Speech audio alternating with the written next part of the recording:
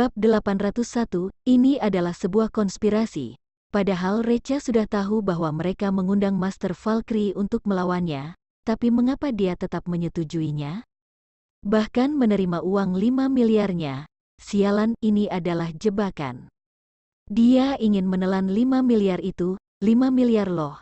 Memikirkannya saja langsung bikin sakit hati. Saking marahnya, Nyonya Kyle bahkan sampai memuntahkan darah. Ezra berjalan ke sisi Recha dan terus meminta maaf. Master Valkyrie, aku benar-benar minta maaf. Ini semua adalah kesalahanku karena tidak memeriksa misi ini dengan baik. Aku tidak melakukannya dengan baik, jadi aku pantas mat. Recha melambaikan tangannya, tidak apa-apa. Lagi pula, kami tidak mengalami kerugian apapun. Anggota Four Big Family benar-benar ingin membentaknya. Orang ini tidak hanya tidak mengalami kerugian apapun, dia bahkan mendapatkan banyak uang.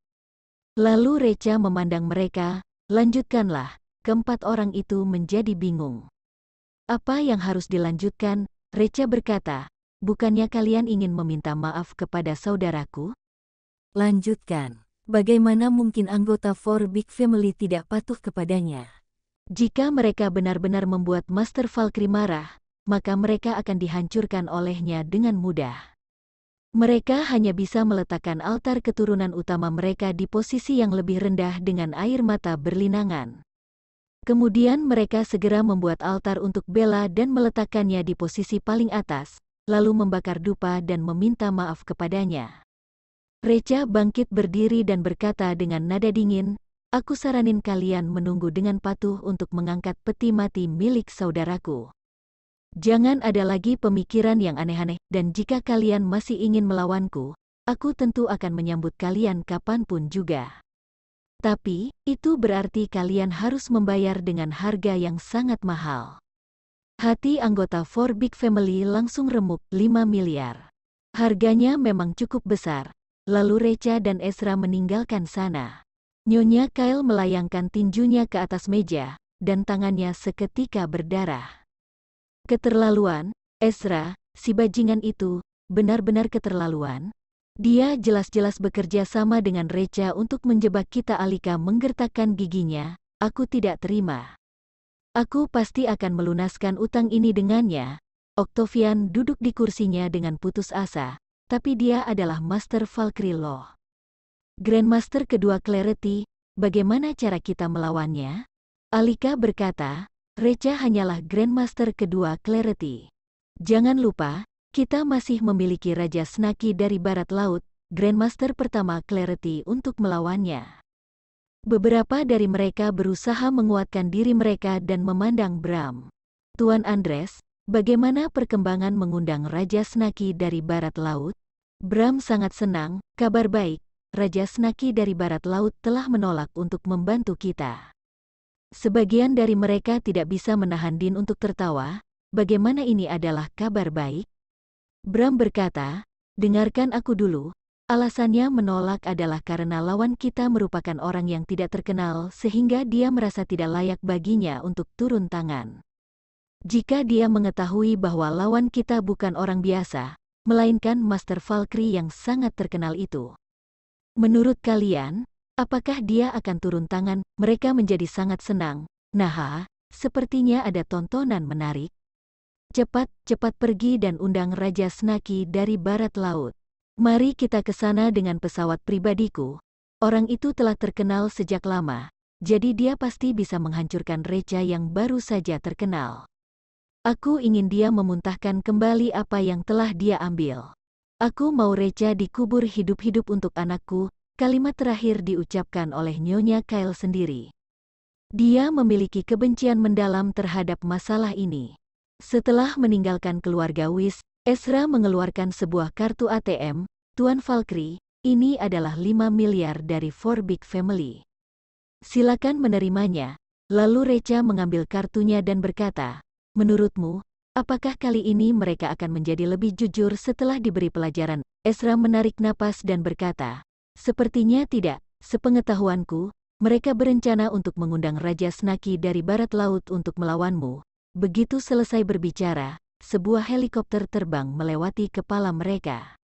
Bab 802, Raja Snaki dari Barat Laut. Ezra memicingkan matanya ke arah helikopter dan berkata, itu adalah pesawat pribadi milik keluarga Whis dan mereka terbang ke arah Barat Laut. Sepertinya mereka pergi untuk mengundang Raja Snaki dari Barat Laut. Recha berkata, pas banget, aku juga sudah lama ingin bertemu dengan Grandmaster pertama Clarity. Ezra berkata dengan cemas, Tuan Valkyrie, Raja Snaki dari Barat Laut sudah terkenal sejak lama. Dia menjadi raja di Frontera dan kekuatannya sangat besar. Seberapa yakin kamu bisa menaklukkannya? Recha tertawa, bagiku, Raja Snaki dari Barat Laut sama sekali tidak layak untuk disebut. Ezra seketika merasa malu, Tuan Valkyrie sungguh bisa membual. Recha berkata dengan penuh arti, sebenarnya, Master Valkyrie hanyalah status yang tidak penting bagiku. Setelah selesai berbicara, dia langsung melangkah pergi. Tubuh Ezra gemetaran dan menatap punggung Recha dengan raut wajah ketakutan. Ternyata status Grandmaster kedua Clarity adalah status yang sama sekali tidak berarti apapun bagi pria ini.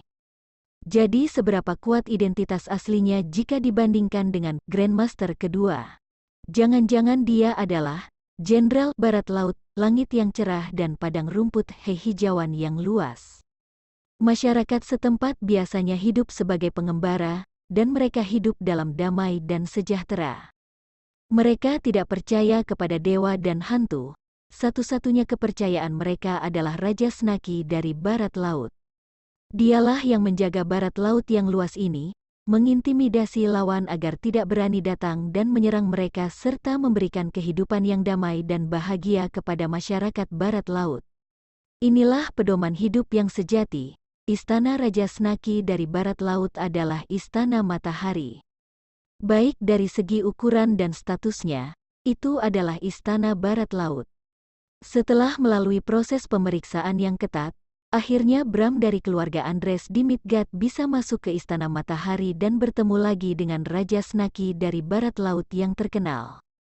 Pria ini bertubuh kekar dan tampangnya agak seperti seorang pemburu. Tapi aura membunuh yang terpancar dari tubuhnya sama sekali tidak bisa dibandingkan dengan pemburu. Saat ini, dia sedang bermain dengan busur panah kesukaannya. Bram membungkuk dengan hormat, Raja Snaki, mohon maafkan aku karena datang mengganggumu lagi. Raja Snaki dari Barat Laut terlihat sedikit kesal, mengapa kamu kesini lagi? Bram berkata, Raja Snaki, ada sedikit kesalahan pada informasi yang aku berikan sebelumnya. Sebenarnya orang yang ingin kami minta tolong untuk kamu tangani bukanlah orang biasa, melainkan Master Valkyrie, yang akhir-akhir ini sedang naik daun. Oh, akhirnya Raja Snaki dari Barat Laut menunjukkan sedikit ketertarikannya, Master Valkyrie yang telah mengalahkan 10.000 pasukan itu. Bram mengangguk, benar, Raja Snaki dari Barat Laut berkata dengan nada meremehkan, mereka yang berada di bawahku adalah orang-orang yang tidak berguna dan tidak pantas mendapatkan gelar Grandmaster. Bram tampak kecewa. Sepertinya Master Valkyrie juga tidak bisa mendapatkan perhatian dari pria ini dan tidak pantas baginya untuk turun tangan. Nada suara Raja Snaki tiba-tiba berubah, tapi jika dia diberi gelar Grandmaster oleh orang-orang, berarti dia masih memiliki sedikit kemampuan. Aku ingin bertemu dengannya. Bram menjadi sangat senang. Kobra, masuk, teriak Raja Snaki. Seorang pria bermata satu melangkah masuk, hormat kepada Raja Snaki. Raja Snaki berkata, perintah tim Poison Snake kamu untuk pergi ke Midgard untuk mengundang Master Valkyrie ke sini. Katakanlah kepadanya bahwa aku mengundangnya untuk berburu. Kobra segera menangkupkan kedua tangannya, siap laksanakan. Raut wajah Bram terlihat gembira. Tim Poison Snake yang dipimpin oleh Kobra adalah kekuatan tempur tertinggi yang telah dididik oleh Raja Snaki sendiri. Mereka pernah mengepung 2 Grandmaster dan membunuhnya di tempat. Sebaliknya, tim Poison Snake hanya memiliki sedikit korban saja. Tidak peduli betapa hebatnya Master Valkyrie, memangnya dia bisa mengalahkan 2 Grandmaster? Konyol, hari sudah subuh ketika tim Poison Snake yang dipimpin oleh Kobra tiba di Midgard. Melihat SBS media yang telah didekorasi dengan megah, Kobra tertawa terbahak-bahak, "Saudaraku, malam ini kita jangan bermalas-malasan. Mari kita hancurkan tempat ini dan tunjukkan kemampuan kita kepada Valkyrie. Setelah selesai, aku akan mengundang kalian semua ke klub malam." Begitu Kobra memberi perintahnya, ratusan preman kelas tinggi mendobrak masuk dan langsung menghancurkan lantai 1 hingga lantai 10. Bab 803, Midgard cukup rumit, kurang dari setengah jam, bagian dalam dari gedung ini telah hancur dan menjadi reruntuhan. Untung saja tidak ada orang di dalam gedung, jadi tidak terjadi korban jiwa. Kobra tersenyum dengan puas. "Bram, siapkan klub malam terbaik di Midgard kepada saudara-saudaraku." Bram merasa agak kesal. "Apakah kalian kesini untuk liburan atau untuk menjalankan misi?" Tapi bagaimanapun dia merasa kesal, dia juga tidak berani mengatakannya. Jadi dia hanya bisa membawa mereka ke klub malam Orientale. Keesokan harinya, Recha membawa Tokia dan Miranda pergi sarapan khas Midgard, jus kedelai dan Union Ring. Tapi, hanya penduduk setempat Midgard saja yang terbiasa minum jus kedelai. Tokia dan Miranda sama sekali tidak bisa meminumnya. Oleh karena itu, Recha tidak punya pilihan lain selain memesan nasi goreng untuk mereka, dan menghabiskan sisa jus kedelai mereka berdua dalam satu tegukan. Lalu dia berkata dengan logat Midgard, "Hei, itu adalah makanan khas sini." Ketika dia sedang meminumnya dengan santai, Ezra tiba-tiba menghubunginya. "Tuan Valkyrie, ada masalah besar. Tadi malam SBS Media kamu telah dihancurkan oleh orang." "Apa?" Recha menjadi sangat marah dan segera membawa Tokia dan Miranda ke SBS Media. Tokia dan Miranda mengerutkan alis setelah mengetahui yang sebenarnya. Aku sudah tahu bahwa sangat sulit untuk memulai bisnis di Midgard." Sesuai yang diprediksi, baru saja ambil alih selama 2 hari langsung diserang 2 kali oleh orang lain. Mereka mundur, ketika mereka tiba di SBS Media, perusahaan mereka telah dikelilingi dan dilihat oleh banyak orang. Semua jendela SBS Media telah dihancurkan, bahkan pecahan kaca telah menutupi tanah di luar gedungnya. Dari jendela juga dapat melihat bahwa kondisi di dalam gedung sangat berantakan. Peralatan kantor seperti komputer, mesin fotokopi dan lain-lain telah dihancurkan, dan bahkan ada yang dilempar keluar jendela. Ada beberapa dokumen juga telah dibakar, dan dinding gedung berubah menjadi hitam. Para staf perusahaan sudah datang dari tadi, tapi mereka hanya berdiri di depan pintu kantor dan merasa ketakutan untuk masuk ke dalam ruangan. Tokia sangat cemas dan segera melambaikan tangannya kepada stafnya, cepat masuk ke dalam bersamaku, selamatkan dokumen penting perusahaan." Dengan adanya Tokia yang memimpin mereka, para staf mengikutinya dari belakang dan melangkah masuk ke dalam kantor. Recha segera melirik ke arah Ezra. Ezra mengerti dan segera mengikuti Tokia masuk ke dalam kantor. Apabila masih ada bahaya yang tersisa di dalam kantor, Ezra dapat melindungi Tokia. Kerumunan orang terus berbisik dan saling berdiskusi. Bukannya kemarin Four Big Family mengundang Master Valkyrie untuk melawan Recha? Jangan-jangan ini adalah perbuatan Master Valkyrie? Apa sih yang kamu pikirkan? Mana mungkin Master Valkyrie melakukannya diam-diam seperti ini? Aku sudah mendengarnya. Entah karena alasan apa, Master Valkyrie tidak pernah turun tangan untuk membantu Four Big Family. Sepertinya mereka telah mengundang seseorang yang hebat untuk melawan Recha. Raut wajah Recha menjadi muram.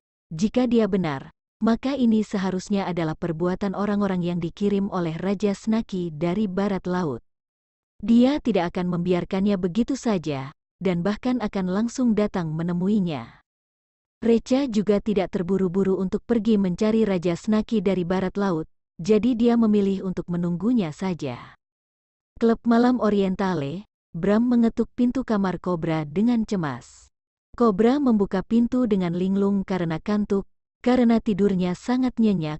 Jadi dia memakai celana dalam wanita yang ada di dalam ruangan pribadi dengan tergesa-gesa, lalu pergi keluar untuk membuka pintu. "Ada kata Kobra dengan tidak senang.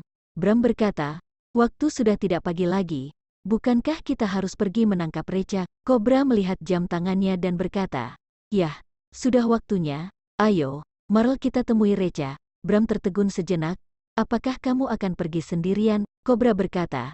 Aku sendiri saja sudah cukup, biarkan saudaraku tidur lebih lama. Bram merasa sangat curiga bahwa dia telah salah mendengarnya. Bagaimanapun juga, Valkyrie adalah Grandmaster, kamu sendiri. Bab 804, semakin menyerang Recha. Kobra memutar matanya dan menatap Bram. Apa yang kamu pikirkan? Kamu tidak berpikir aku akan menangkap hidup-hidup Recha sendiri kan? Pada saat itu, asalkan menggunakan nama Raja Snaki dari Barat Laut, apakah orang bermarga Valkyrie itu berani menolak? Pasti dia akan menerima undangan dengan patuh dan pergi ke Barat Laut untuk menemui Raja Snaki kan? Percayalah, penunjukan otoritas yang diberikan tadi malam sudah menghalangi dia, dan dia tidak berani sembarangan. Bram masih merasa ini tidak pantas, namun, dia tidak berani mengatakan apa-apa. Lupakan saja, Kobra berjanji akan menyerang musuh dan tim Poison Snake yang dipimpinnya akan mengambil tindakan sendiri. 10 menit kemudian, keduanya datang ke SBS Media. Kerumunan masih seperti air pasang, dan mereka berdua berjuang begitu keras dulu baru akhirnya bisa masuk. Begitu mereka masuk, pandangan mata Recha yang tajam menatap mereka. Bram juga hadir, dan sepertinya tebakannya benar, sebagian besar ini dilakukan oleh 4 keluarga besar. Bram dan Kobra berjalan ke sisi Recha, dan kerumunan yang tadinya ribut segera menjadi tenang. Jika tidak salah, keduanya adalah pelakunya kan? Tidak tahu kekuatan mana yang diundang oleh 4 keluarga besar, semua orang menunggu dan melihat. Kobra berkata dengan arogan, kamu adalah Recha. Recha, itu benar. Kamu menghancurkan aku di sini tadi malam. Kobra tersenyum arogan. Apakah kamu masih menyukai hadiah yang kuberikan untukmu? Recha, akui saja. Sepertinya 4 keluarga besar masih tidak jujur. Bram, 4 keluarga besar akan membayarku 100 triliun rupiah lagi. Adapun kamu, Recha melirik Kobra, berlutut dan minta maaf. Tidak tahu kenapa, ketika Recha meliriknya, Kobra merasa kedinginan di sekujur tubuhnya, sedikit menyeramkan. Namun, dia masih berpura-pura tenang, tidak semudah itu membuatku berlutut. Ku beritahu kamu, aku adalah bawahan Raja Snaki dari Barat Laut, Kobra. Begitu kata-kata Raja Snaki dari Barat Laut keluar, kerumunan langsung heboh. Ya Tuhan, ternyata itu adalah pimpinan pertama Clarity, Raja Snaki dari Barat Laut. Energi dari 4 keluarga besar benar-benar luar biasa, mereka dapat berbicara dengan Raja Snaki dari Barat Laut. Raja Snaki dari Barat Laut sudah terkenal sejak lama, bahkan Master Valkyrie juga harus menundukkan kepalanya di depan dia. Pemuda ini benar-benar tidak beruntung, dia menjadi sasaran Raja Snaki dari Barat Laut. Recha tidak takut, dan bercanda, Kobra, apakah Kobra hanya memiliki satu mata? Sial, Kobra itu sangat marah, dan itu adalah hal yang paling tabu bagi orang lain untuk mengolok-olok matanya yang satu. Kamu yang bermarga Valkyrie, dengarkan aku, Raja Snaki, mengundang kamu untuk pergi ke Barat Laut, kamu sebaiknya ikut kami dengan patuh. Jika tidak, konsekuensinya ditanggung sendiri. Satu kata, mengundang, membuat penasaran. Recha juga tersenyum dan berkata, kamu juga dengarkan aku. Aku ingin kamu berlutut di sini sepanjang hari untuk melakukan penebusan. Kobra, kamu sialan. Recha tidak sabar. Dia tiba-tiba bergerak, tubuhnya bergoyang, seperti kilatan petir, dan muncul di depan Kobra dalam sekejap mata. Sebelum Kobra kembali sadar, Recha mengangkat kaki kanannya dan menendang kakinya dengan keras. Krek-krek, 2 suara renyah terdengar, dan lutut Kobra ditendang hingga berkeping-keping, terdengar bunyi gedebuk, dia berlutut di tanah. Sial, terdengar helaan napas lega dari kerumunan. Orang itu jelas-jelas memberitahu bahwa dia orangnya Raja Snaki dari Barat Laut, beraninya orang ini melawan. Ini jelas memprovokasi Raja Snaki dari Barat Laut, sungguh tindakan bodoh. Bram juga tampak ketakutan dan terus mundur ke kerumunan. Orang ini bahkan berani melawan orang-orangnya Raja Snaki dari Barat Laut, kalau begitu pasti lebih berani untuk melawanku. Namun, semakin dia keterlaluan terhadap orangnya Raja Snaki dari Barat Laut, semakin baik, itu hanya akan memperburuk kematian. Bab 805, Serangan mendadak. Kobra itu sangat kesakitan, dan gemetar karena keringat dingin, tapi dia masih menggertakkan giginya dan tidak berteriak. Dia memandang Recha dengan wajah muram, "Kamu mati, kamu benar-benar mati. Aku juga memimpin pasukan Poison Snake untuk datang, dan sahabatku akan membalaskan dendamku." "Recha, pasukan Poison Snake, apa itu? Penolongmu diperkirakan ribuan mil jauhnya." Seperti kata pepatah, air yang jauh tidak bisa menyirami api yang dekat. Kobra memarahi lagi dan lagi, "Tim aku ada di klub malam Orientale, dan mereka bisa tiba dalam 10 menit. Jadi, kamu masih punya 10 menit untuk meminta maaf sekarang, atau kamu akan mati." "Klub malam Orientale ya?" Recha tersenyum jahat, mengeluarkan ponselnya, dan menelepon Irina, pemimpin grup Akatsuki. "Irina, bantu aku, pergi ke klub malam Orientale untuk membunuh sekelompok orang." "Irina, keluarkan jam tangan." Recha mengerutkan kening, "Untuk apa jam tangan?" "Irina, 5 menit sudah cukup. Aku ditempatkan di dekat klub malam Orientale sekarang." "Bagus." Wajah Kobra tiba-tiba menjadi pucat. "Sial, kenapa kamu mengekspos keberadaan sahabat-sahabatnya itu?" "Itu jebakan." Sahabat-sahabatnya mengalami malam yang gila tadi malam, dan tubuh mereka ditarik berlebihan. Mereka mungkin sedang tidur sekarang, jika terjadi serangan mendadak. Dia mengeluarkan ponselnya dan ingin menelepon pasukan Poison Snake. Recha menendang ponselnya menjadi berkeping-keping. Kobra menangis tanpa air mata. "Sial, berakhir sudah. Tunggu, seharusnya baik-baik saja. Orang bermarga UA tanda kurang lebih ini adalah pendatang baru, dan dia tidak punya banyak kekuatan di Midgard. Kartu truf terbesarnya adalah Ezra. Namun, sebagai gangster kecil seperti Ezra, dia benar-benar lemah di depan pasukan Poison Snake dan sama sekali tidak bisa menjadi ancaman. Dia mendapatkan kembali kepercayaan dirinya lagi. Tunggu saja orang yang kamu kirim untuk dibunuh." Recha mengabaikannya dan hanya menatap Bram, "Kemarilah." Bram tahu bahwa dia tidak bisa melarikan diri, jadi dia hanya bisa berjalan ke Recha dengan gemetar. "Recha, sudah menghancurkan kantorku, bayar aku 100 triliun rupiah. Cepat pergi dan kumpulkan uangnya. Jika kamu tidak dapat mengumpulkannya dalam sehari, aku akan membakar keluarga Andresmu." Bram berdalih, "Nilai pasar SBS Media hanya 6 triliun rupiah. Kamu ingin aku membayar 100 triliun rupiah. Recha, pergi. Jika kamu berbicara omong kosong lagi, kakimu akan sulit untuk dilindungi." Bram gemetaran, dia buru-buru berdiri dan lari. Orang ini benar-benar berani mematahkan kaki. Prioritas utama, tentu saja bukan untuk mengumpulkan uang, tetapi untuk memberitahu pasukan Poison Snake. Dia tidak memiliki kontak dari pasukan Poison Snake, jadi dia hanya bisa bergegas ke sana secara langsung sesegera mungkin. "Semoga masih sempat." "Sial, Kobra, kamu membuatku sengsara." Klub malam Orientale hanya buka pada malam hari. Pada saat ini, gerbang klub malam Orientale ditutup, dan itu sangat sunyi. Anggota pasukan Poison Snake berbaring di tempat tidur dan tidur nyenyak dengan wanita cantik di lengan mereka. Memang benar bahwa wanita cantik di sini terlalu hebat. Kemarin malam membawa mereka keluar, dan tubuh mereka sangat kelelahan. Mereka tidak menyadari bahwa Kobra pergi menaklukkan Recha. Sekelompok pria berpakaian hitam diam-diam naik di sepanjang saluran ventilasi. Itu adalah pembunuh dari grup Akatsuki yang dipimpin oleh Irina. Irina mengirim orang untuk datang ke sini terlebih dahulu untuk memeriksa di tempat dan mengetahui distribusi anggota pasukan Poison Snake.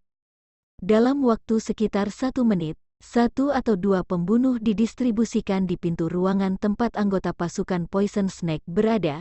Irina memberi isyarat, dan ratusan pembunuh mendobrak pintu, menikam pria di tempat tidur dengan belati di tangannya. Sebagian besar anggota pasukan Poison Snake meninggal dalam tidur mereka. Adapun wanita di sebelahnya, dibuat pingsan oleh si pembunuh, dan dia tidak punya waktu untuk berteriak. Namun, hal tak terduga itu tetap terjadi.